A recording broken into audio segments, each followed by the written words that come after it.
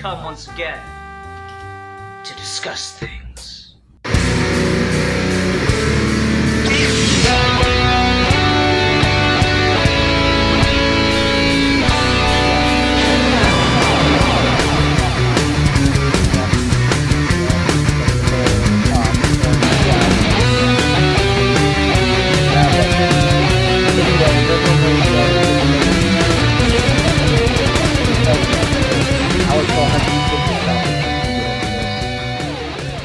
Alright, hi everyone, welcome to another episode of Geeky Gentlemen. I am Sid Partout. Joining me today is Alexander Stevenson, aka the superhero enthusiast, and Steve Baxey, aka the Steve Baxey that you should be aware of. Cool. I am actually afraid of.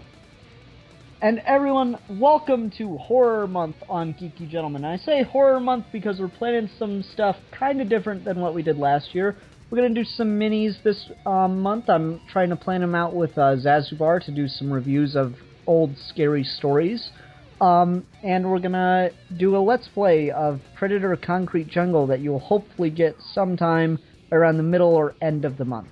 That Alex is joining me on. This is true.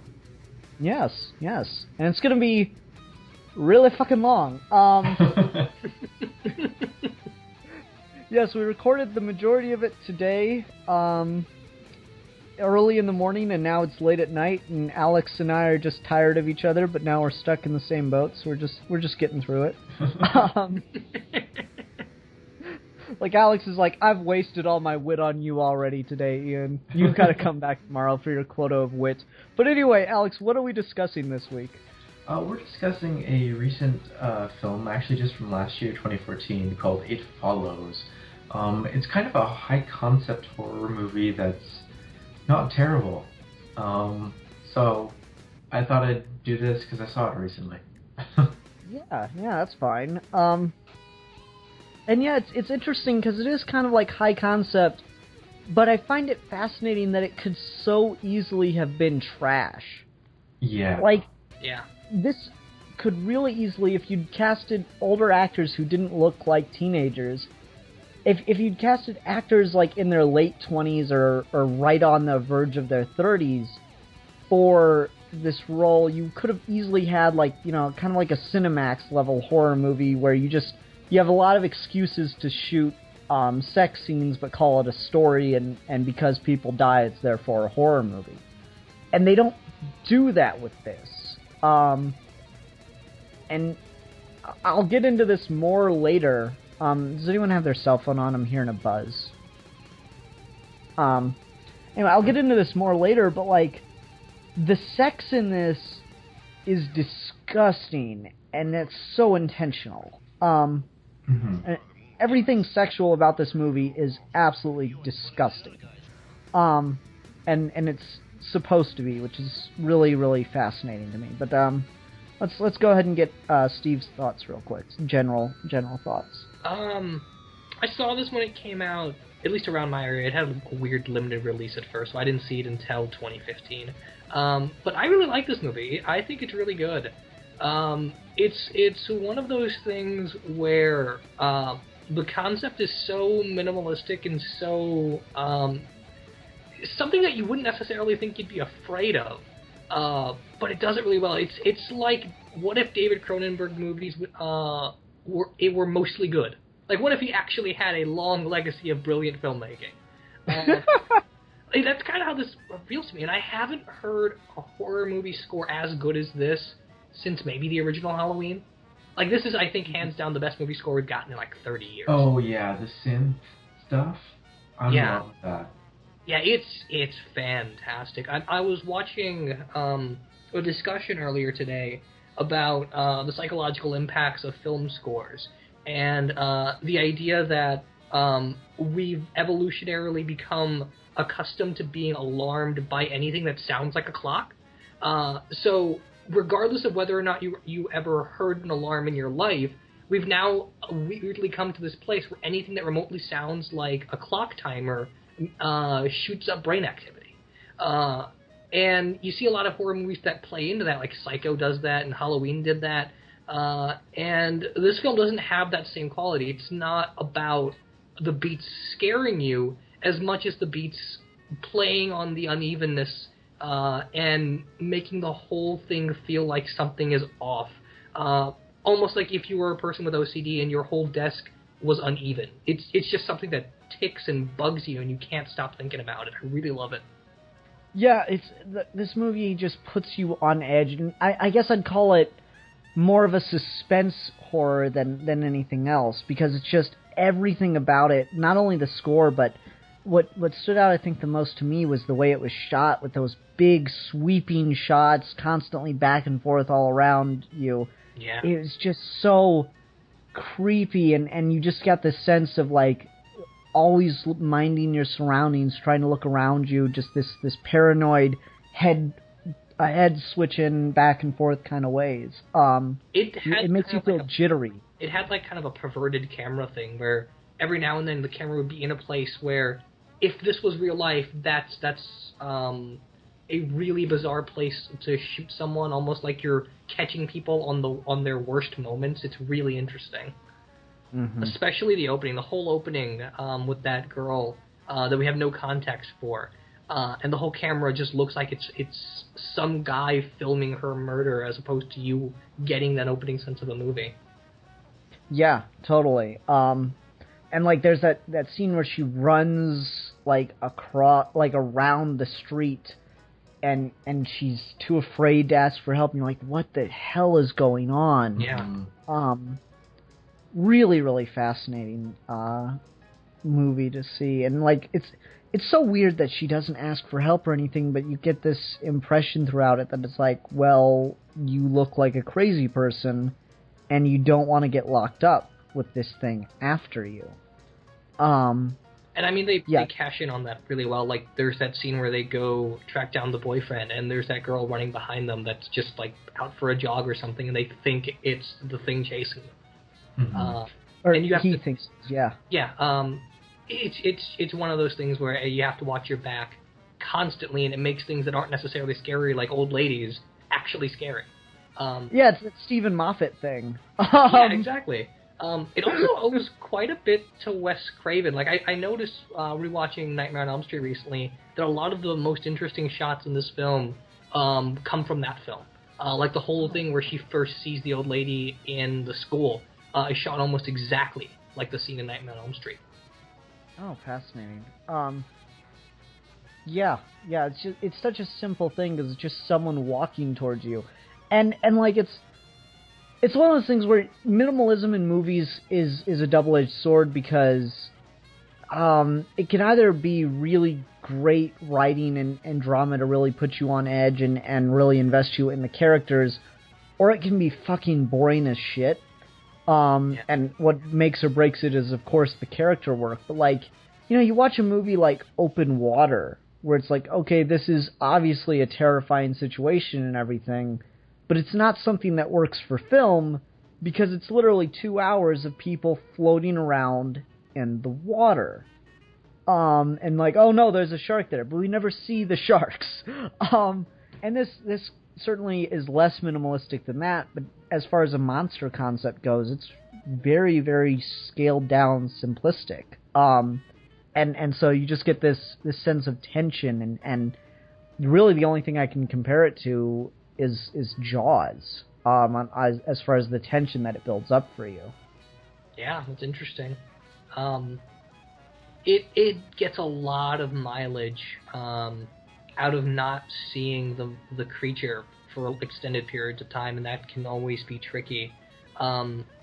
Because there's only so many ways you can shoot someone just walking towards you. And it really depends on the location, and it really depends on how many ways you can look over your shoulder. And the film does a fantastic job of varying the surroundings in a really natural way. Like when they're out by the lake in the cabin, the thing's just burrowing underneath the door.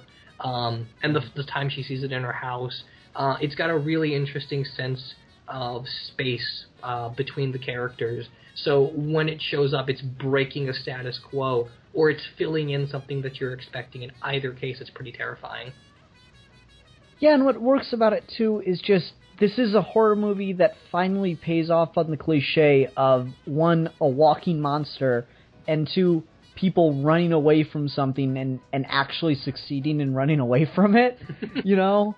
There's so many horror movies, or not even just horror movies, any fucking movie where people are running away from the thing and then they fall and just suddenly forget how to walk, or forget how to pick themselves up. And it's always so frustrating. In this movie, it doesn't rely on that at all. Yeah. Like, yeah, they get kind of paralyzed in fear a little bit here and there, but not enough to, like, actually let that be the reason they die. And that's the fascinating part. Yeah, agreed. How about you, Alex? You've been quiet. Yeah, I totally agree with everything you guys have said. It does a really good job of kind of keeping you in the dark enough that you're still curious and you're still interested. But then it fills in, the gaps at just kind of the right places where, it doesn't kind of piss you off as an audience member of, I don't know what's happening. Mm-hmm. Totally. So I guess I would want to get into this early before I really forget about it. Or before I kind of lose the chance to get into it, and we seem to be needing to move on at this point from general thoughts. But, so the sex. Obviously this, when Alex was telling me about the movie last week, I kind of asked him what it was about, and I think the best way to summarize this movie is it's a film that takes an STD and turns it into a monster, but not in a, propaganda after school specialty kind of way, right? Mm-hmm. Yeah. And something I found interesting about that of the nature of sexual horror is everything that has to do with sex in this movie is just fucking gross. And pun intended.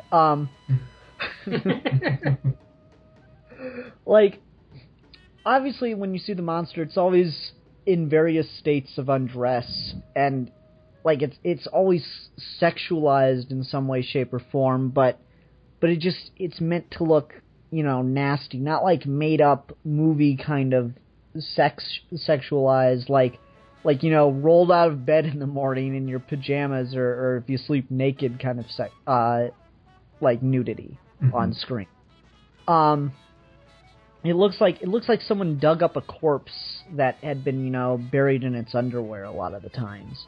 And nothing's photogenic about the monster itself and the way they're portraying it as far as a sexual manner. It's always very, very corpse-like, and it's very meandering, and there's that first time we see it in her house. Yeah, that's and yeah, there's water just dripping from the vagina, and it has the what do you call those on girls' clothes? The little strap that goes over the arms instead of a sleeve. The tank top sleeves, whatever they are. That's down, so it's in that very laid back, alluring kind of way, but it's just absolutely disgusting in how it's presented. Yeah. And that's really that just adds to the creepy factor of it, because you could easily have made this, like I said, this very easily could have turned into just trash or really just kind of like torture porn. What was it? Was it Halloween that had the, basically porn star level actresses, or porn star looking actresses, Rob Zombie's remake of Halloween. Where they're constantly just finding excuses to get the actors naked and having sex. That, I think the recent Texas Chainsaw Massacre ones. Yeah, they just do everything they can to kind of get you away from the gore and just show you something sexy just to throw gore back in your face. And this really easily could have become that, but it's just every time there's something quote-unquote sexy going on, it just turns it on its head and finds the way to make it as gross as possible, as quickly as possible. And it's such a fascinating duality, because we open the movie when we first meet that girl, and everyone's talking about how attractive she is, and and every character is kind of jealous of her to that degree. We see her in a pool for the first time, and classically, when you want to introduce an attractive woman, you have them coming out of the water in some way.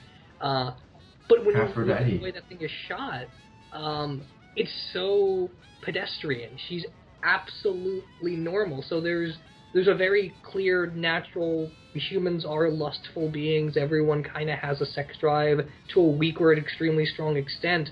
And this movie addresses that very directly. That everyone wants this very particular thing. But imagine if you're not in the mood. Imagine how disgusting it looks when you put yourself outside of that bubble. It's a really strange case. It's like accepting that type of satisfaction can ultimately be very unsatisfying.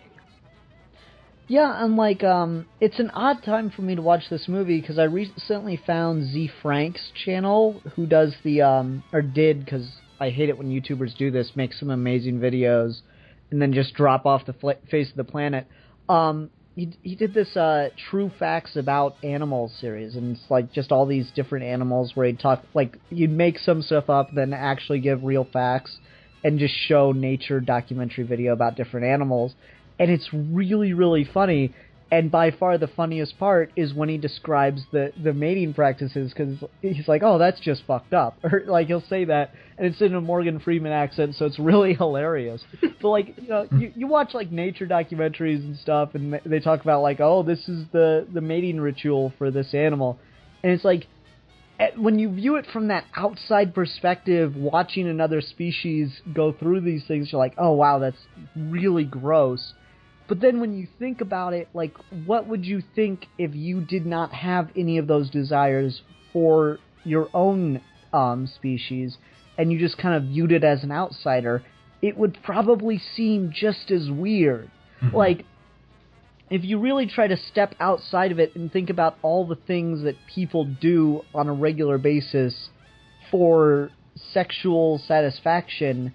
And I'm not even talking about, like, the weird people, like, you know, leave the internet out of it. Just, you know, your normal, like, whitewashed people. It's still just a really strange process that, like, completely absolves any sense that we're not animals. And so, like, this really, I think, captures showing that, of just how weird sex can be if you just shoot it differently than we're used to seeing it. Yeah. It manages to get away with that in a really interesting way, because a lot of times when you try to do that, you can overcompensate a bit. Like for example, there's quite a few movies that are about relationships through sex, like No Strings Attached and stuff like that, and it goes out of its way to try and make the certain sex scenes look as pedestrian and normal as possible, and try to play up on the awkwardness of it. But it goes so far in that direction that it just feels gratuitous, and it feels like it's not saying anything anymore. Like someone just left the camera rolling and everyone else walked off set, kind of thing. Yeah. And this movie manages to strike a really interesting balance where you see just enough of certain sex scenes, and you don't know the monster sexes you to death until, like, more than halfway through.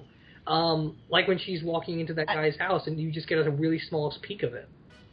Yeah, I mean, you get a hint of it in the very beginning when you see the girl's dead and her legs are, like, up around her head. But you don't get, like, the sense of the physicality of it or anything until then. But even then, it's really small. It's a really short scene, but the image stays with you all the time.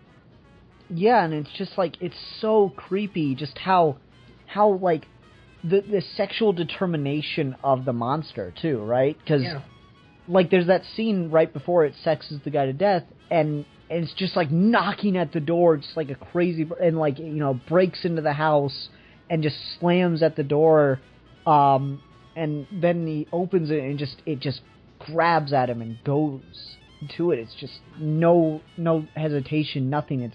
It's got one goal, and that's to fuck. And it's so creepy when you think about it like that, but that's how things operate. Yeah, and it doesn't it's care a about human the without insult. any inhibition. It's really interesting. Yeah. Um, It's superhuman without any inhibition whatsoever, and it's completely unstoppable. At least the way the film presents it. I thought of several ways to beat the monster, but it seems to be incapable of opening doors, for one. well, I mean, I assume they're all locked, but Even at so. the same time, like my solution is it seems to have to obey the laws of physics. Okay, like it has to walk everywhere, and we know it can swim, but it clearly has weight and can be, physically injured, at least temporarily. So it loosely obeys the laws of physics. So my question is, why not take a plane ride to China? Yeah. But could it get on a plane? I don't know. Like, it doesn't seem to take any transportation, but then it's smart of the movie not to give exact distances, just to give you the sense that they drove some distance. Mm-hmm. And if you think, okay, if the thing marches, like, completely... So you're not doing math in your head, basically, while watching. Yeah, like, if the monster marches completely unimpeded and is going in a straight line constantly, doesn't care about, like, being on a road, doesn't get affected by, stepping on around trees or whatever... Yeah, maybe it could make it to the cabin that they get up to in a day or so. Because, I mean, clearly it's at least a night. Mm-hmm. Yeah. So, like, they do an okay job of that stuff where you're not... It's not, like, given exact, measurements of time and stuff. But it's plausible enough. You don't really question it. Yeah. I mean, it's one of... I remember Quentin Tarantino talking about the movie, and he said that he was bugged by the fact that we didn't get any definitive answers about the monster. But I don't really agree with him. I think it works fine. It's just, like what you said, Ian, that there's several ways to stop it. Like, I would just assume, get a bunch of chains and tie it up. Is that not an option? Is that not possible? Well, like, because it grabs her hair that one time, and, like, the kid hits it with a chair, and it clearly... I mean, it hit him back with a lot of force, but And the so chair it's broke. clearly... Yeah, and it's clearly able to be hurt, though. I mean, with the gunshots and everything, you clearly can damage it, at least temporarily, so... Yeah, I feel we need something more about the monster. It's just, if you're in a situation where you can hurt it, it's in a situation where it's ready to kill you in an instant. Yeah. So running away just seems like the better option. And so, I mean, it does raise some questions, and I mean, certainly they could handle that with a sequel, since we're definitely given the impression by the end that they didn't finish killing it. And clearly they don't think they finished killing it, which is why the kid goes and goes to a prostitute, which is my other solution for beating this. Just find a really busy working girl. Because, I mean, even if it kills all of her clients, she's going to keep having clients and passing it on to other people. Just find a really busy working girl, and I think that's the end of your worries, at least. Although that brings up an interesting point of just leaving the problem to fester for all eternity. Well, I mean, that's really what it gets down to, though, is just that, like, it is an STD in that sense of, oh, well, I don't really have to tell anyone about it. I mean, we all deal with this kind of thing eventually anyway. And so that's kind of like the meta commentary there of, like, this is what you're doing to someone. You're leaving them with this problem for the rest of their life. And they don't know when it's going to come back, and they don't know if it's going to affect the other people that they love. So it's not just an STD monster in that it's transferred sexually. No, there is a lot of commentary about what an STD does to your life. Although, interestingly, the director talks about how he wasn't even thinking STD, which I think is bullcrap. There's no way you write this movie and not think STD. Well, like, I'm surprised that it was written and directed by the same person, because, like I said, I think this movie could have easily been trash, and I wouldn't have been surprised to have found out that it was, like, at one point, kind of just a shitty little horror movie script, and someone got a hold of it, a shitty little horror movie script that was an excuse for a lot of sex scenes. Because, Because, like, there's that scene where she goes out to the boat. That was clearly, you extended that scene, she clearly fucks all three of those guys. Yeah. So like, it makes me question whether or not it was a script for, like, a really kind of schlocky porno flick kind of horror movie, and then someone got a hold of it and realized, actually, this has a stroke of genius in it. We just got to bring that out, and then did a rewrite of it. Like, if you told me that, I would have believed you in a heartbeat. But as is, I guess that's just one of those situations of, you know, what's the term I want? Of the universe reaching out through a writer. Because, like, you hear writers talk about that, where sometimes they come up with stuff, but really the genius stuff is just given to them. Yeah. I don't know. It's a good-ass movie. No, it totally is. It makes you really uncomfortable with certain things. Like, I can't go back and watch certain horror movies that have... Like, I like Freddy vs. Jason. It's a fun movie. It's hilarious. But ever since I saw this, I can't think about that movie the same way, because it does everything in the complete opposite way of It Follows. And you really stop and think about the people in that situation. There's so much more potential for a film like that. And I wish It Follows was a bigger hit. I mean, I know it was a massive success for as far as wide releases go and DVD sales and stuff, but it didn't really change anything. I really wish this was like the paradigm-changing horror movie the way Paranormal Activity was. Yeah, like Paranormal Activity was. Like, what if this was the next big innovation? Because I want to see people do more with this kind of technique. Like, just focus on going back to the human aspect. Do the reverse of what we did with the 80s of removing human traits to create our monsters, and just make it the fact that people act at all is what creates a monster. That simply by existing there are monsters in this world. And there's just so much potential in that idea.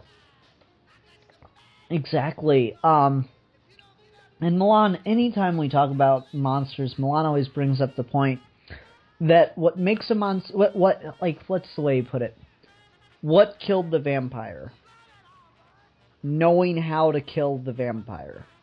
Because as soon as you know how to beat it, you can rationalize it away, and you can outthink it. It's safe now. Now there's a solution. So it's not scary anymore. It's not a monster. What made the monster was the unknown of it. That you don't know how it works and what can beat it. What made a monster scary is it was something outside of your world that you had no way to deal with whatsoever, and all it wanted to do was kill you. And this capitalizes that in a big way. Yeah. There's so much just unknown about this monster, and that's really great. And I think it causes some issues just in that, you know, I don't know why they thought throwing it in a pool with a bunch of electricity would work. I think because she saw when it screwed the guy to death, like there was like a static electric charge. Oh, I didn't catch that. That might be it then. Because I remember liking that plan in the theater. I'm like, oh, that's actually a really smart idea. And then on the drive home, I'm like, wait a second. I'm not sure why that would work any better than shooting it in the fucking head. Well, like, I question that, Alex, because I don't think it's her that really came up with that part of it, though. It was the kid. It was the boy. I felt like he was the one that came up with that plan, because, like, he looks at that picture of her in the swimming pool out back, and he's like, you remember the pool, you remember where we had our first kiss? And then they go to the pool with all the electronics and stuff. And so I felt like it was... I felt like it was his plan. That could be. I mean, I might have to rewatch it closer. Because I just... Go ahead, Steve. No, sorry, I was just going to say, they're kind of vague about that in detail, but I feel like that... It almost doesn't really matter to me, necessarily, because at least they tried something, and I thought that gave the whole film a different style. Because the whole movie is a chase, and then you corner the thing in one area, and it's still and it's even more terrifying in that one location than it was when it was chasing you. Yeah, I didn't now like it's it so much. now it's got you somewhere, and now it's actively trying to get at you. Yeah, I mean, like, as opposed- it's a caged animal. It doesn't matter that it's locked away; it's going to break out, and that's just as terrifying because it's inevitable. Yeah, that was the other thing, is, like, can't you just, like, go to the zoo? Or, I don't know. It's a really weird one, though. Like, I just don't know why that plan seems like it's going to be more effective. I think that they're basically just trying to overwhelm it. Like, maybe all the electricity will like, completely get rid of it or whatever. But I don't know, it still just seemed like a really odd idea. And I think that's, like, one of the problems, though that's a smaller one, because, I mean, every horror movie has that where they, or not every, but a lot of horror movies have that where they go and they try to set up some situation to turn the tables on the monster. I mean, fucking even Freddy vs. Jason had it. Oh yeah. Yeah, so, like, every horror movie has that to an extent, I think. Yeah, so I don't have a problem with that so much. I think the biggest plot hole in the movie, though, and I think my biggest problem with the film, is, like, that town has the worst police department ever. Because, like, they report the thing and they tell them where the guy's house was at, or where they thought the guy's house was at. And, like, the cops go and realize it's, like, not really anyone truly living there, like, at least not permanently. And then the one kid just starts looking through the Playboys and finds a picture of the dude. I'm like, wow, these are terrible, terrible police officers. They just left a vital piece of evidence at the scene. So I found that kind of awkward. It is a little odd. Yeah, and I mean, like, the rest of the movie is almost entirely predicated on that scene, too, so that was kind of a problem. Yeah, it's one of those things where you're trying to force as small a scale as possible, and when you do that, just logic takes over of there are other people in this world. Yeah. Yeah.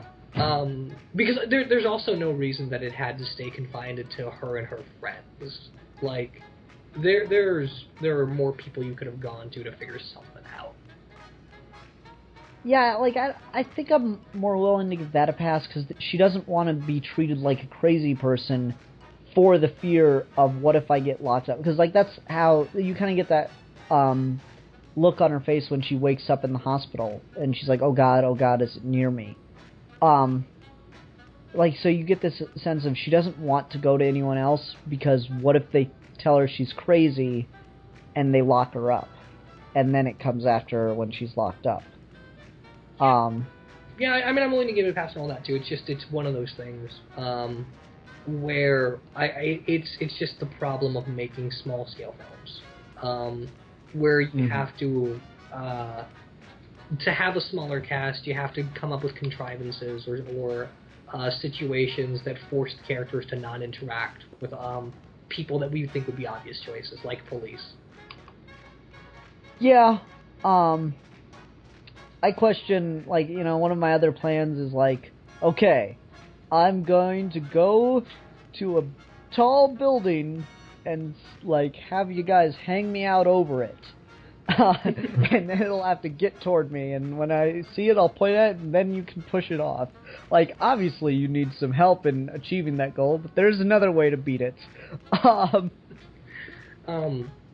Even all that stuff aside, though, ultimately I still think it's a great movie. And it's still one of the most terrifying horror monsters I've seen in a really long time. Like, I talk about this a lot, how I had, like, this childhood phobia of Michael Myers, but I think this thing has it beat to an extent. Because it's all about simply behaving. Like, Michael Myers is a creation for a very particular set of people. So if you're afraid of it, you're just afraid of it in the context of that movie, and you can't exist outside of that. Like, he would have no reason to kill anyone outside of the context of that film. And his own immediate family. This monster doesn't behave that way. It's just, if you're human and you have sex, there's a chance that this thing will follow you. And that's ultimately more terrifying. Yeah, I think the more vague and the more far-reaching your monster is, the scarier it tends to be. Yeah. It's even got a broader reach than Freddy Krueger, because Freddy Krueger was still tied to the people that burned him alive.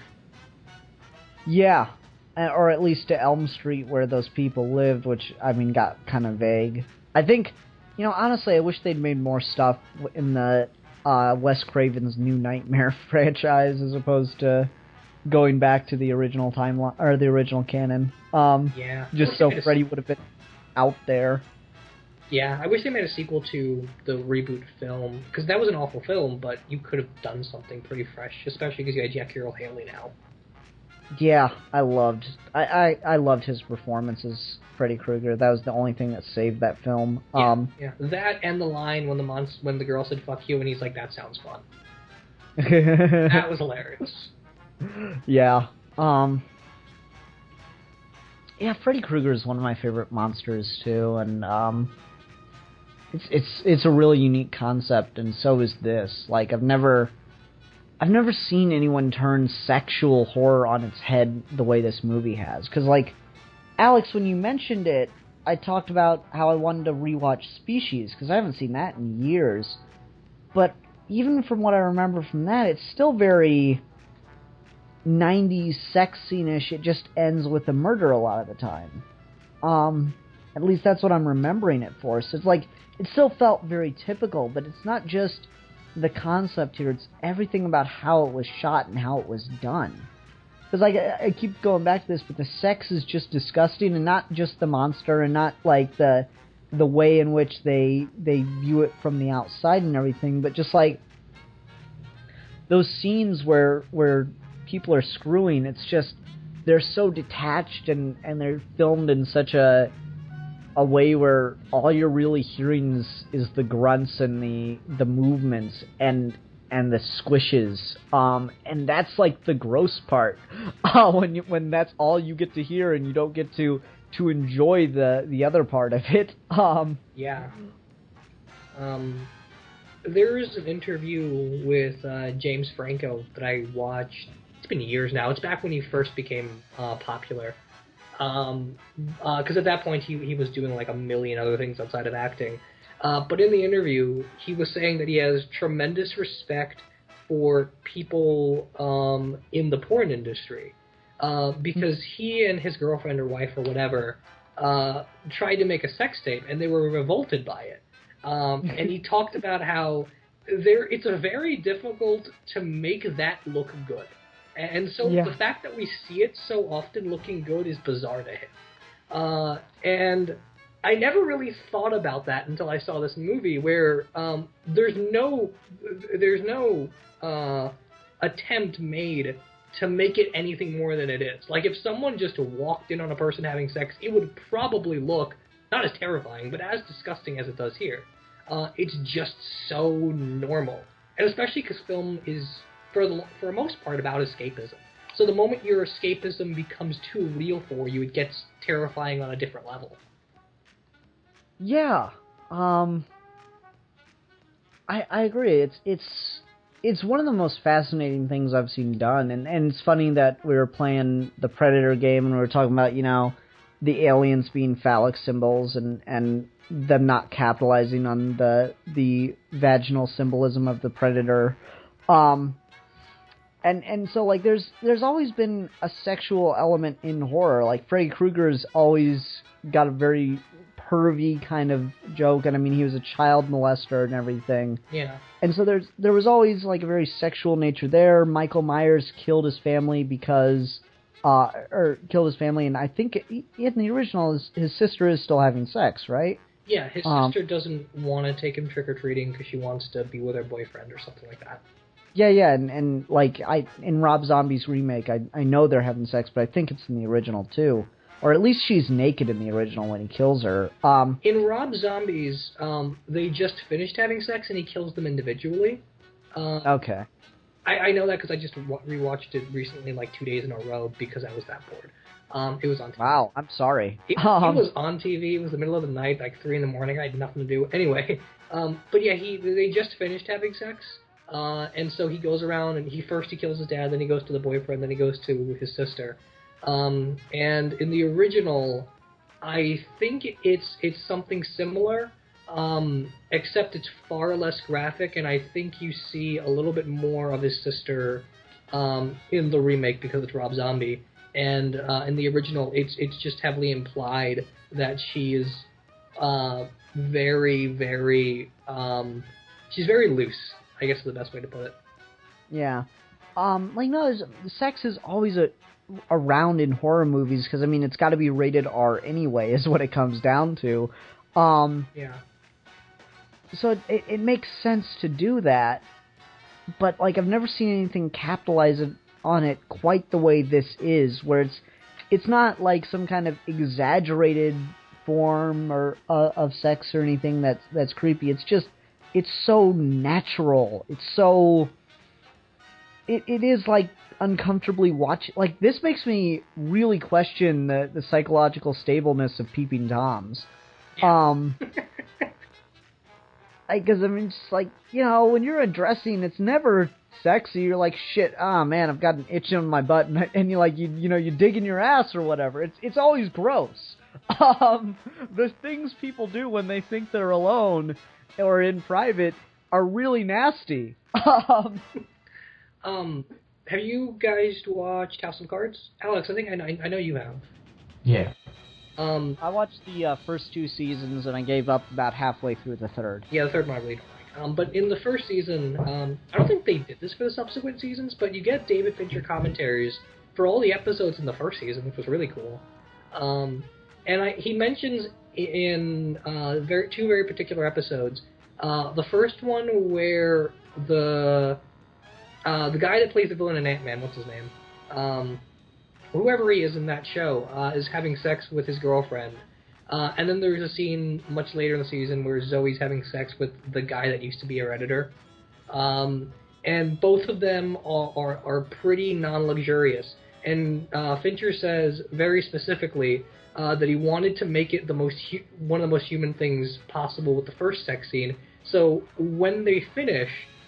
she has a scene where in the corner you can see the girl going to grab a towel to wipe herself off, and it feels really bizarre when he points it out like that.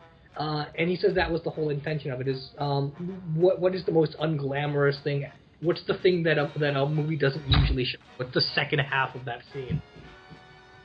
Yeah, and it's weird because you kind of contrast that with what we do see of Frank and Zoe having sex in that first season. Yeah. Because there it's very I guess hot, which is weird to say. Because like she's all flirty with him while she's on the phone with her dad. So there's like this weird like father imagery underneath it. Like, you know, she draws a penis on the window, and then like she's on the phone with her dad still, like starts to go down on her and stuff. And so, like, it's very sexual, it's very pornographic, but in a really romanticized kind of way where it's still kind of seedy, though. Whereas the other scenes are very raw and kind of gross. And so when she does get up later on, and the editor is like, doesn't he say something to the effect of, "Are you thinking about him still?" Something like that. And then right before that, she says, like, "Are you finished yet?" or something like that, and it just derails the whole thing for him. Yeah. So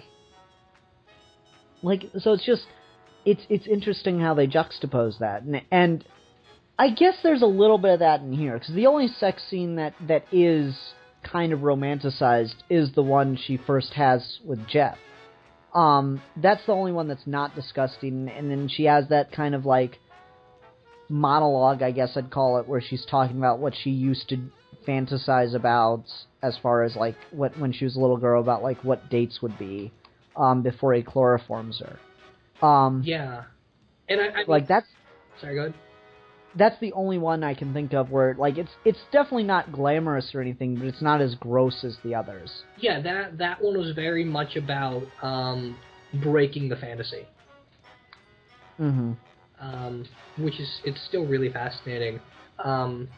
I really like that lead actress. I didn't like her at first, but I really like her on the second viewing. But I feel like everyone else kind of sucked as far as acting goes.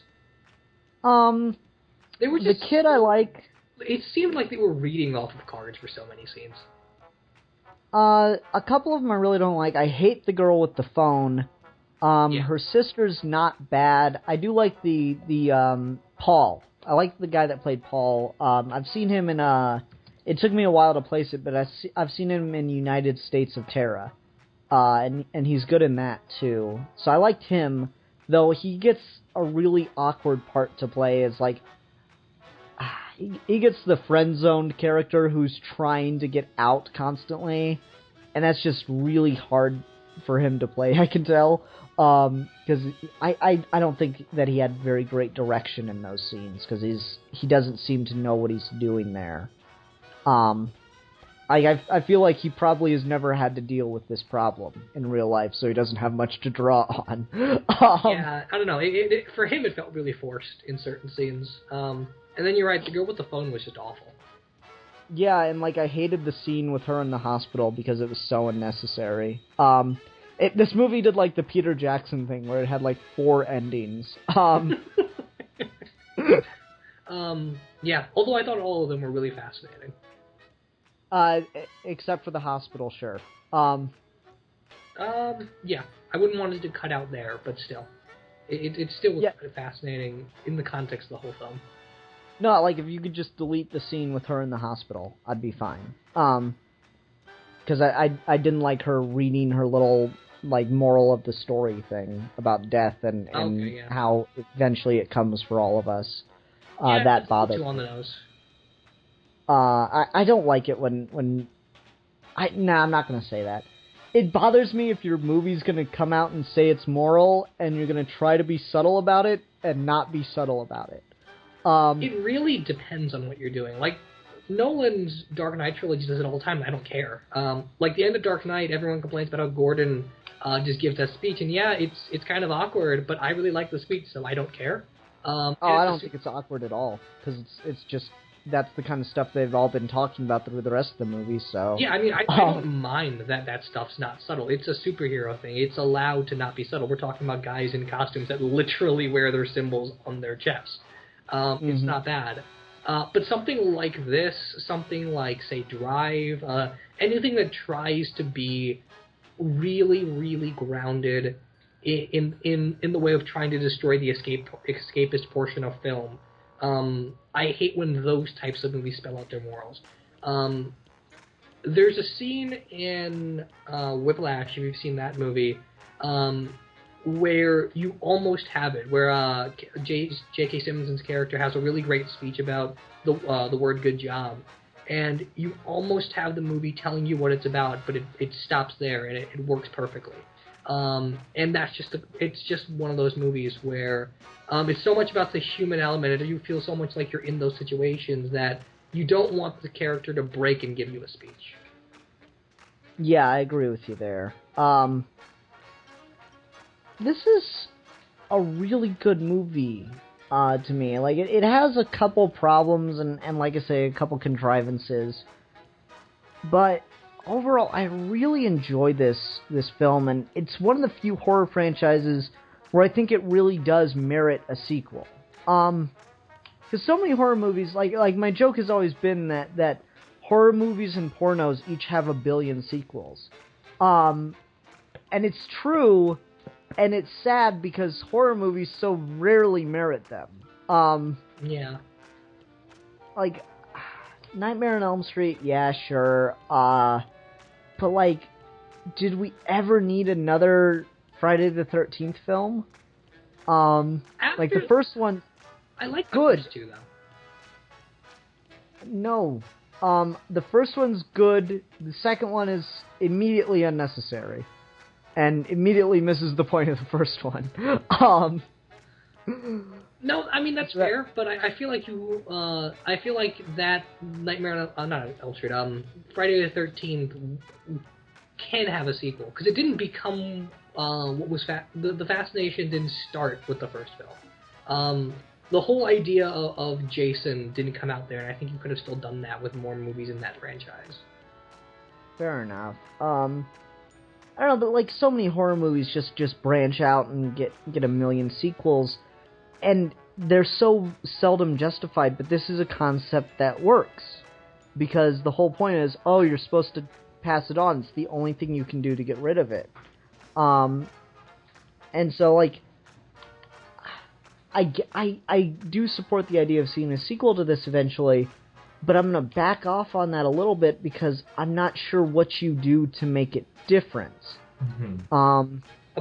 According to, I forget who it was either the director or one of the producers on the film, they said that they want to make a sequel, and if they do, they want to make the reverse of this movie, where it's not a chase of the monster finding them, it's someone trying to go down the line and figuring out what the monster is.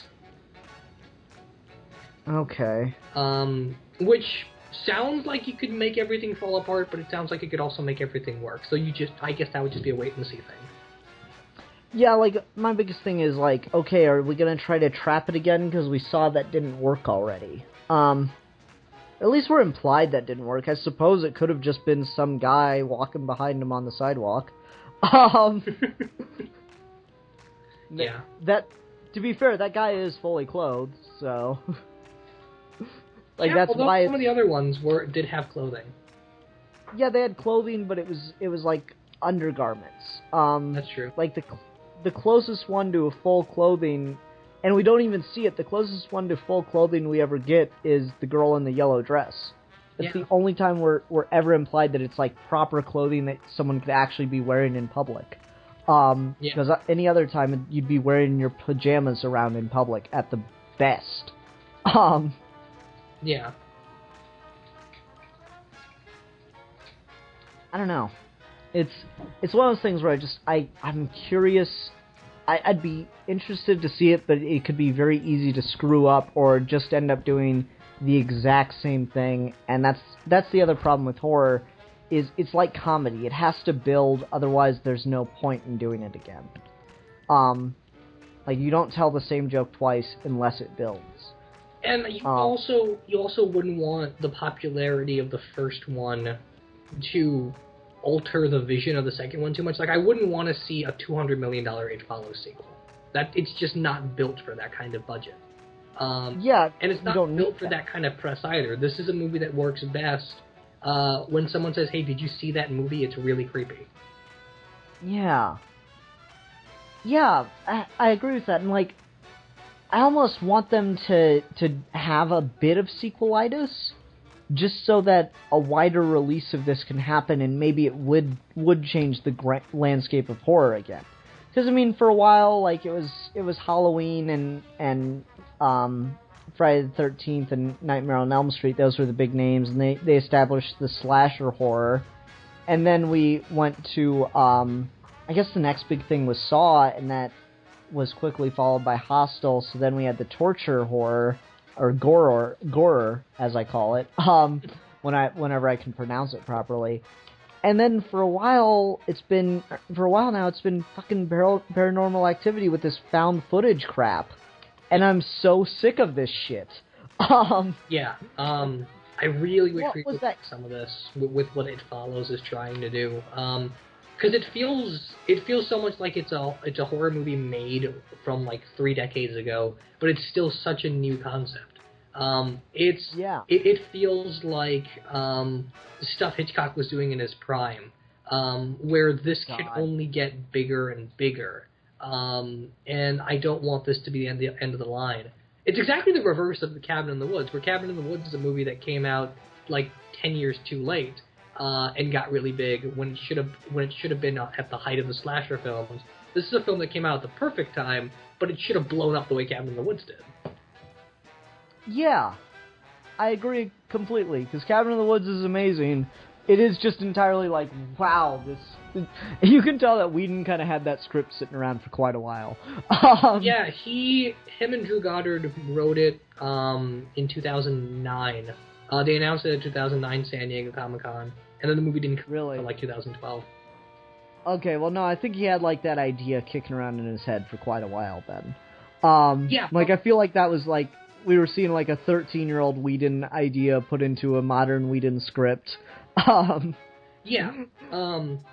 a really interesting history to that movie script, but we'll talk about that later, I guess. Oh, were you planning to pick Cabin in the Woods? No, I wasn't. Okay, I just want to make sure because we've already done that, so... No, I wasn't going to do that. I like Cabin in the Woods a lot. I still wouldn't call it... I never would want to pick it for, like, a horror movie review because I just consider it a comedy before it's a horror movie. Fair enough. That merman, though. That merman. Greatest... Yeah, it is a comedy, because that is an amazing setup for that joke. The moment you get to the control room, the whole thing just becomes hilarious. Yeah, pretty much. When Chris Evans is... not Chris Evans, when Chris Hemsworth drives his motorcycle and dies. Yeah. It's so... Anyway, no, It Follows is interesting, though, because I would like this to affect horror. I would like to get back into kind of a psychological, creepy horror, because this is like a good version of The Ring. Yeah, you're right. Because The Ring came out a while ago, and that was almost good, but it didn't have enough horror in it. It was just these vaguely creepy scenes of dialogue and this impending threat that like, it finally happened, and then we just had, idiot mode activated for the character. Like, The Ring, don't get me wrong, that bitch crawling out of the TV, that's some creepy fucking imagery, I'm not gonna lie. But here's my thing. Get the fuck out!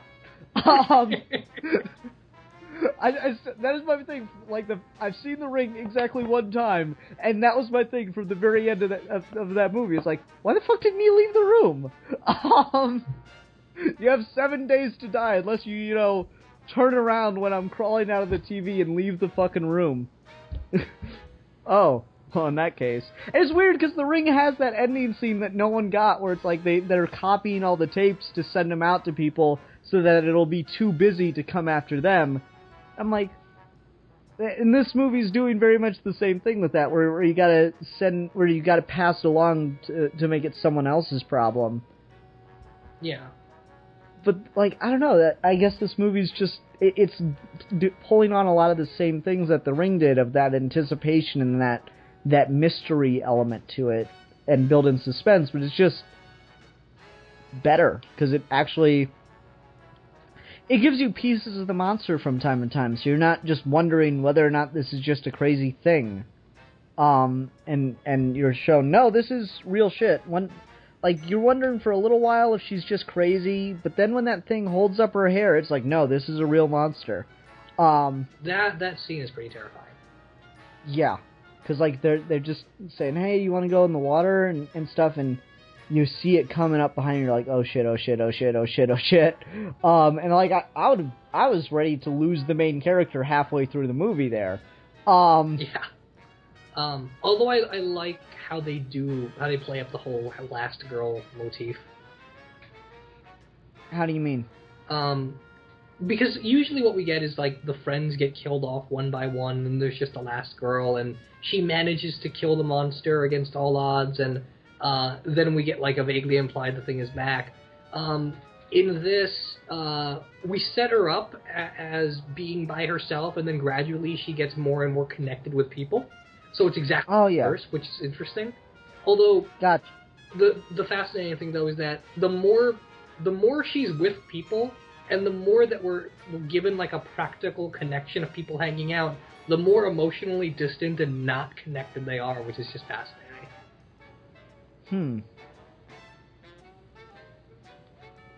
I don't know if I agree with that. The way I read the movie is by the end, her and the guy that was in the friend zone, their relationship is not founded on any actual emotional connection. They've become desensitized to each other, or at least she has to everything. Like, there's that scene we were talking about earlier where she has sex with all those guys on the boat, and when she comes back, you see, like, tears in her eyes, and I feel like the whole movie is just her gradually leaving the world as much as she has to stay in it to survive.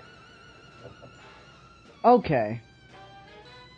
Alright, I think I can agree with that. I don't know, like, I feel like she's really close to her friends, and that's why she doesn't want to pass it on to any of them. And she passes it on to the neighbor guy because, like, oh, well, we'd done it once before, so that makes it okay. Just like that kind of weird high schooly rationalization. Yeah.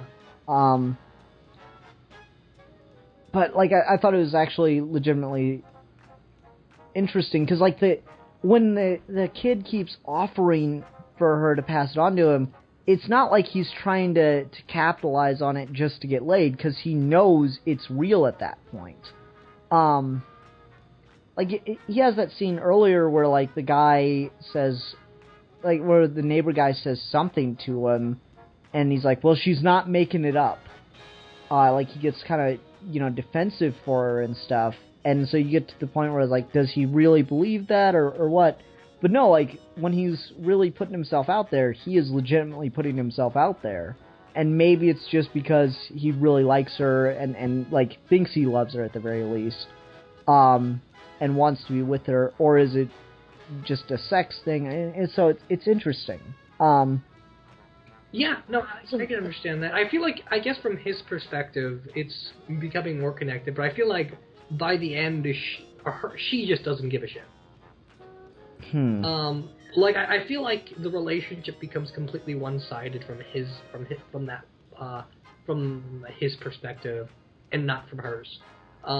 Okay. Like, when they have sex, it's the most, just fitting with the rest of it, it is the least glamorous thing possible. And it feels like she's just operating robotically. Yeah, and like he has that line at the end, like, do you feel any different? And she's like, no. Yeah. I don't know, it's interesting. It's not a movie I ever, like, thought of multiple interpretations of, but I feel like this is something that could make for an interesting writing experiment. Yeah, I agree. Alex, you've been pretty quiet. Is there anything you can think of to bring up? No, like, you guys were just kind of going back and forth so well, I almost didn't want to jump in.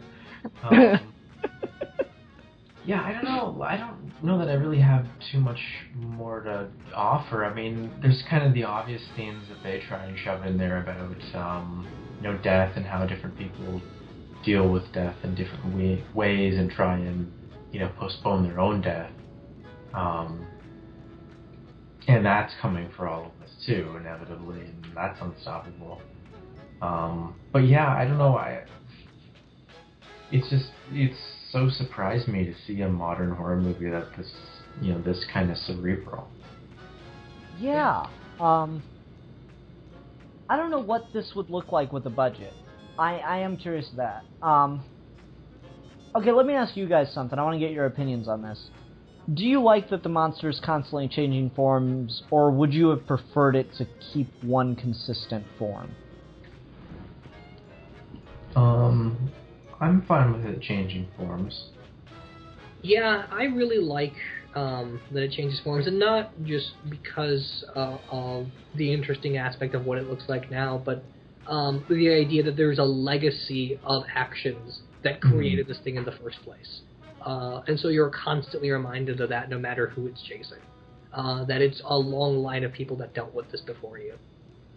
See, I wasn't sure that was it, because Jeff has that line where, like, it was something to the effect of, sometimes it looks like people you love, I think it does that to hurt you.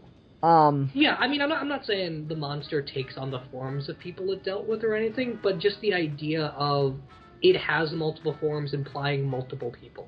And if it was just one consistent monster, I think it'd be too much of a force of nature, and it wouldn't be enough of human action created it. Because regardless of what it is, it exists because people are having sex. And so to see more than one gender, to see more than one age, to see more than one condition, just makes it more and more real. Because it has 7 billion forms, the way there are 7 billion people on the planet, kind of thing. Okay, I have a joke now. Ready? Go for it. This is your abstinence program film. No kidding. You want to teach an abstinence-only class, this is the film you show. There's no nudity, or there's nudity in it, but there's no, like, sexual scenes in it. And, like, my joke that I was gonna make, but I kind of shied away from, but fuck it, I'm gonna jump in with both feet at this point. There's a lot of nudity in this film, and I know the internet's a big place, but I have trouble imagining anyone could really get off to this. Oh yeah, I don't think there's a way. I would hope they wouldn't be able to. like, the internet's a weird place. I'm sure there's someone, if, like, you really track them down, but it's gotta be a very select group of people. Like, they gotta have some very particular fetishes and very quick hands.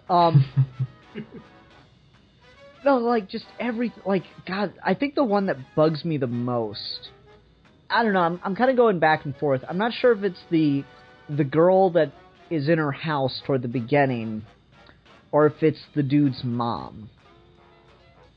I'm not sure which one of those two bothers me more than the others. Because, like, both of them, like, those are the top two of, like, when I think it's the most horrific looking. Mm-hmm. And maybe it's because the mom's the one we see the closest up. Yeah. Yeah. Like, I think those are the two that we see in the most detail. But at the same time, it's just... It's that like, the mom just has the night clothing kind of open and stuff, so it's not as creepy looking, but it's his mom right in front of him. That's what bugs me about it the most, I think. So I'm not sure if it's that or if it's the you know, the one in her room which looks like it was a body, like, dragged up from the bottom of a river or whatever. How about you guys? Did you have, like, one particular form it took that bothered you more than the others? They all bothered me. Yeah, I'm gonna go with you, Alex. They all bothered me. I don't know. It's the way every time it came on screen, it was shot so effectively that it freaked me out. Yeah, I'd agree with that. Like, it was really creepy. I'm just, like, those are the two that stuck with me the most. The naked man on her house, like, that one was a little too silly for me, I'm not gonna lie. Like, it's certainly creepy and effective the way he, like, just stares her down and stuff, but I want to know how he got up there. Yeah. Yeah. It's the music cue for me. Like, it looks kind of ridiculous if you keep it at a still frame, but the way the music just pops and you see it, I love that. Yeah. Like, half of this movie is the score. Like, it just would not be the same without it. Mm-hmm. See, for me, I didn't really pay much attention to the score. It had kind of that Taxi Driver thing, though, where it wasn't the same song, but it was just like this kind of slowly building, repeating kind of thing to it. Similar atmosphere, yeah. Yeah. Like, that's the only thing I could really think to compare it to, is just that slowly repeating melody, I guess I'd call it. Excuse me. I really don't want to be interested, because I don't own this on DVD. I don't know if there's a commentary or anything. I'd be interested to see what the process of making this was as far as the special effects and music stuff goes.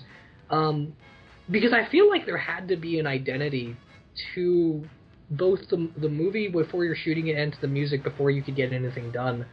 Like, I can't imagine this movie being entirely shot, some guy seeing it and saying, oh, I've got the perfect score for it. They just work so well together that I feel like the music either had to come first or they were done together.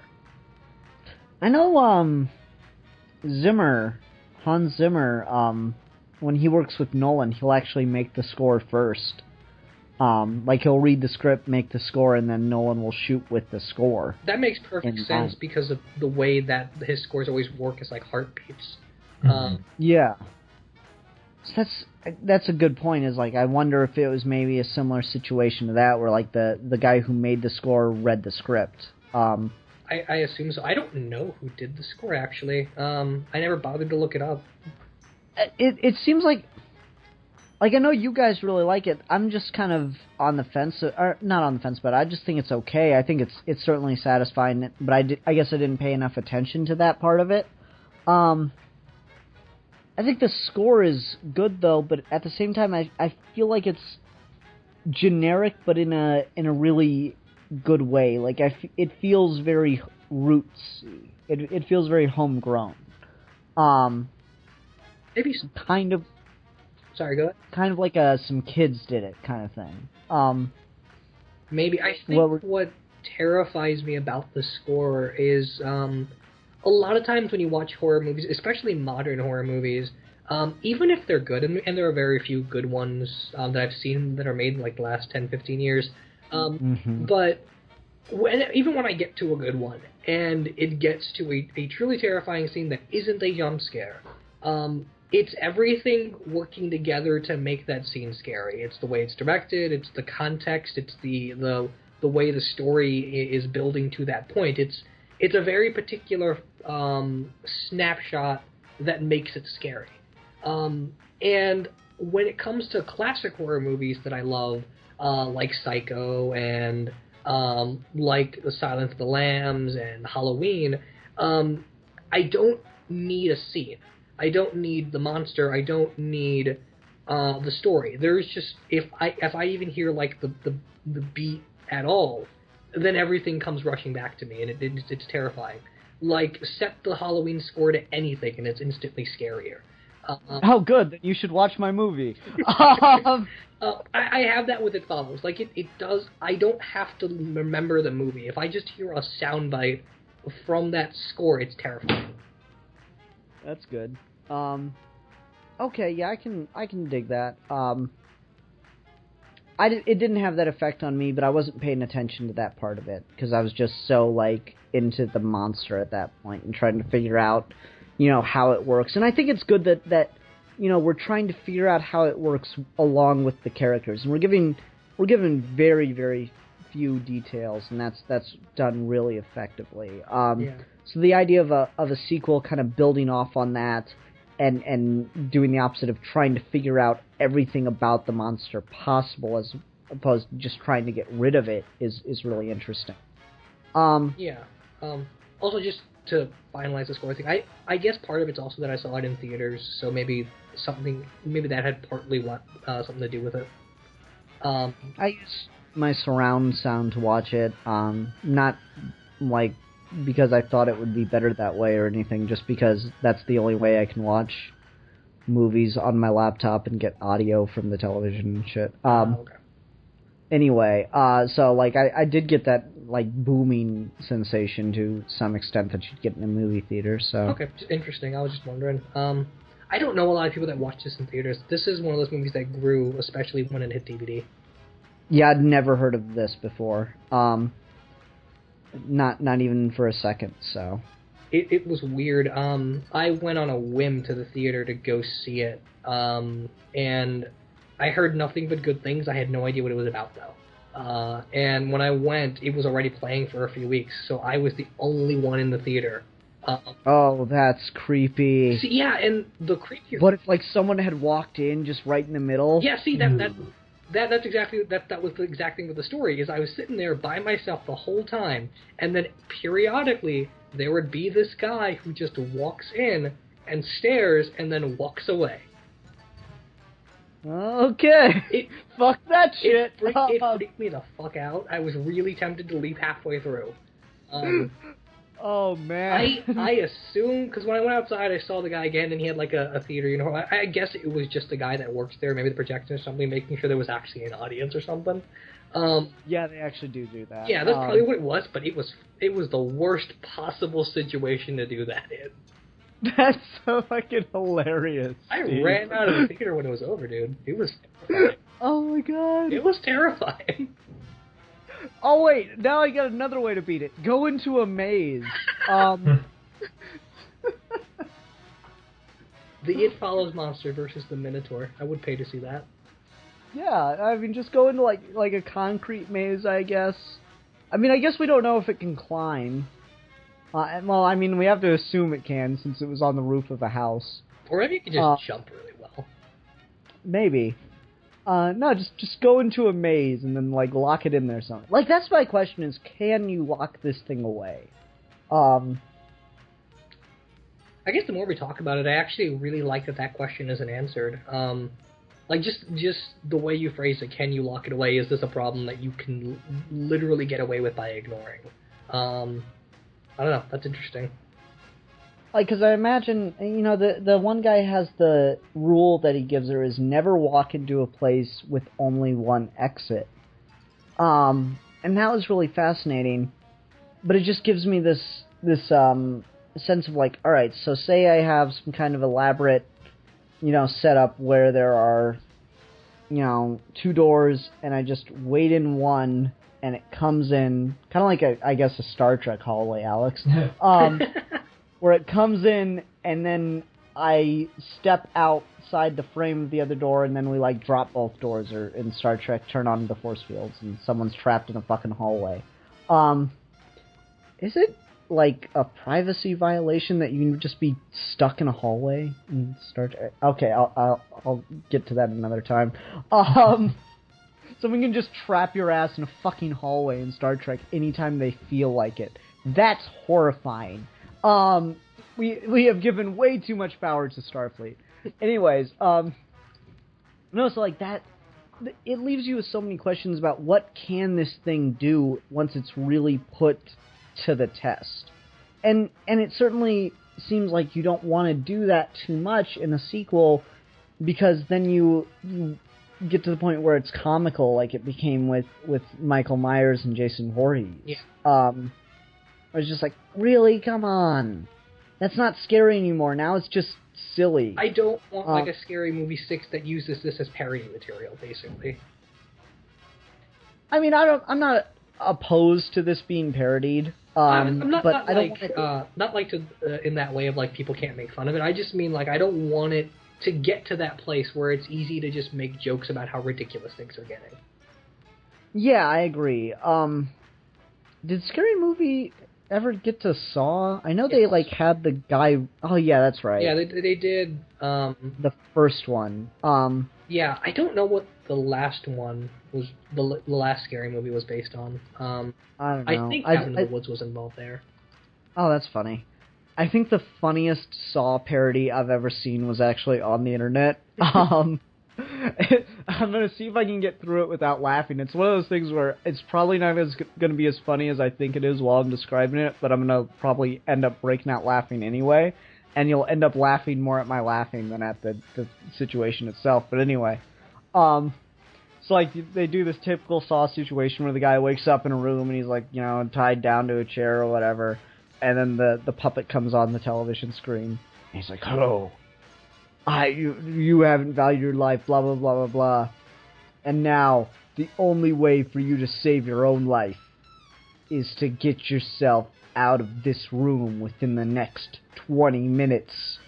But the only way out of the room is through this door." And light comes on, shows the door.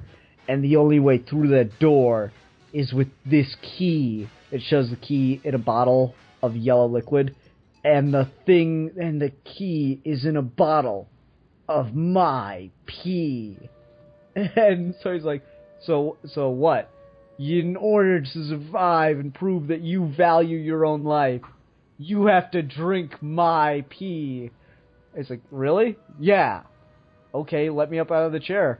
It's like, okay, cool. And he does it, and he gets up, and he just takes the bottle and turns it upside down and starts pouring it all out. And then the key falls out, and he just fucking leaves the room. He's like, "Wait, no! Get back here! Go back here and drink my pee!"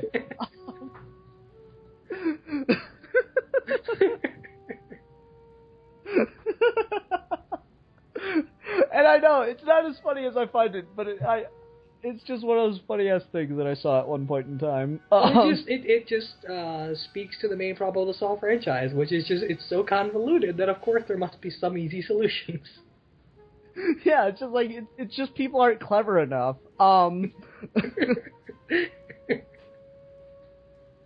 But anyway, so yeah, this is a franchise that I would like to see a sequel to, but I'm very cautious because I don't want it to be done wrong. It's something I'm willing to wait for because otherwise it could really misstep, and that would be unfortunate. Yeah.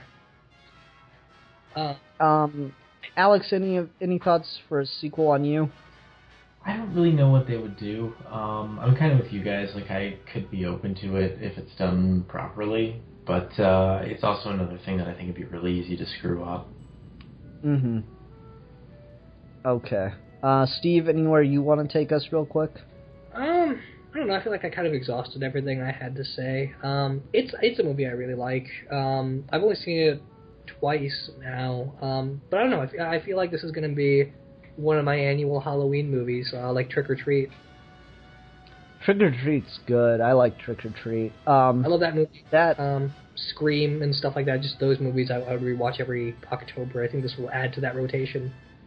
Yeah, that's a good flick forward if you could sit through it again. I don't think I could. I'm really glad I watched this during the daytime, and now I'm really sad that I'm talking about it at 1 o'clock in the morning. Yeah, this is. I need to watch this again with people around me so we can talk over it potentially. No, you gotta watch it in the theater again, and every so often a guy just has to walk in and stare at you for a bit. Oh, it's freaky. I really like the movie. I'm not sure if I could sit through it by myself again, but yeah. Who'd you watch it with this time? This time I watched it with one of the guys on my floor. I don't actually know how it happened, but everyone left the door open today. I'm like, hey, do you want to watch a movie? He's like, yeah, sure. He seemed okay with it. I don't know what was up with that. He's just like, this is boring, bro. Best first impressions. Make them watch it follows. Oh, yeah, there we go. All right, so let's go ahead and do a rating system. Alex, why don't you go ahead and start? I'm going to give this Nightmares for the Rest of My Life out of Nightmares for the Rest of My Life. There you go. I like that. Okay, how about you, Steve? I'm gonna give it 5 out of 5 horrifying fantasy breaking sex scenes. Okay. I'm gonna go ahead and give it a 4.5 out of 5, just for the couple small things I mentioned, like the finding the picture in the house and stuff. There's just a few too many little things where I'm just like, I feel like it needed to be rounded out a bit more. I'm gonna give it 4.5 out of 5. Oh, leaking vaginas. Okay. Oh, it's a Hey. movie. Yeah, it's some scary ass imagery. The first time you zoom in when you first see the... never mind. Yeah. Anyone? Steve, you got any hot dates tomorrow? No, thank God I don't. Did I ever tell you about Teeth? Teeth? Yeah, the movie Teeth. I don't think so. What is that? Alright, Teeth is not a very good horror movie, but it does capitalize completely on a concept that, like, I didn't even know was a thing to be afraid of. Which is, it's a movie about a girl who has teeth in her vagina. The hell? Yeah, the hell, exactly. But I showed this movie to a friend of mine the night he had a hot date. And he comes back to me the next day, he's like, fuck you, Ian, we're not friends anymore, you ruined my date, I couldn't do it. Oh, that's all I could think about was that fucking Teeth movie. So Teeth is a movie to show to anyone that you know is about to have a hot date. So, there you go. That's weird. I might look into that. It's not a very good movie, but it's pretty funny. No, it just sounds hilarious. Oh yeah, it has its moments. Anyway, okay, so what are we talking about next week? I guess it's your choice, Steve. Okay, and it's just horror movie reviews, correct? Yeah, horror movie reviews. For the weekly show, I'm gonna do horror stories with Bill. Okay. Let me just check and see if this is on Netflix real quick. Sure I thing. announce it. Should have done this earlier. My bad. No, it's cool. I just forgot. It's my bad.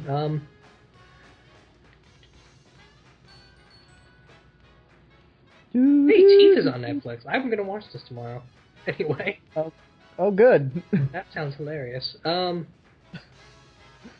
Make sure to have a date before you watch it. Okay. There's a girl. Or rather, watch it with your date and then try to put the moves on her. There's a girl in my Italian class who'll ask to watch it with me. We'll see how that goes. Hopefully it's here somewhere. Have you guys ever reviewed any of the Hellraiser movies? No. is Hellraiser 1 still on Netflix? That's been on my list for like at least 2 years. I'm seeing like all of them. I haven't found the first one yet. That's why I was checking. Let me just search it. Yes, it is. Okay. Yeah, I'd be down for the first Hellraiser movie. 1, 2, 3, 4, and 5. Oh, all of them are on. Okay, cool. Even the made-for-TV movies. Holy shit. Okay. Wow. Yeah. Okay. So let's go ahead and do the first Hellraiser. Sweet. That's like the one 80s horror franchise I never got into. It's really bizarre. I was never a big fan of it. Mostly because it's one of those movies that I feel like takes a really long time to get going, and then when it finally gets going, it's not satisfying enough to sit through. But it's been like 5 years since I've seen the first one, so maybe I'm wrong. Okay. Do you know how the original ending of Freddy vs. Jason was supposed to go? Not off the top of my head, no. Alright, instead of what we got with, Jason coming out of the water and Freddy winking at us... Which was... No, it wasn't. It was stupid. I really liked it, okay. Instead of that, they were supposed to be continuing to fight in hell, and then some chains were going to come out from the flames and separate them, and Pinhead was going to walk out and be like, "Gentlemen, what seems to be the problem?" That's awesome. That was the original ending, and I don't think they could get the rights. That's awesome. I would love to see that, because Pinhead is one of the least scary horror monsters ever. There's an episode of The Grim Adventures of Billy and Mandy where he's parodied, and it's essentially the same thing, except he comes out of a Rubik's Cube. And instead of having needles coming out of his face, he's pin face, and he's a guy with bowling pins coming out of his face. And wow. When all the monsters show up out of the Rubik's Cube, it's basically the world's worst frat party, as opposed to being anything torture related. That's funny. It just makes the movie not funny, or not scary to me anymore. Okay. Well, we will be talking about the first Hellraiser film next week. Everyone, thank you very much for watching. Until next time, I'm the Philosopher. I'm the Politician. I'm the Enthusiast. And we are your geeky gentlemen, and we will be discussing things. Until next time, bye everybody.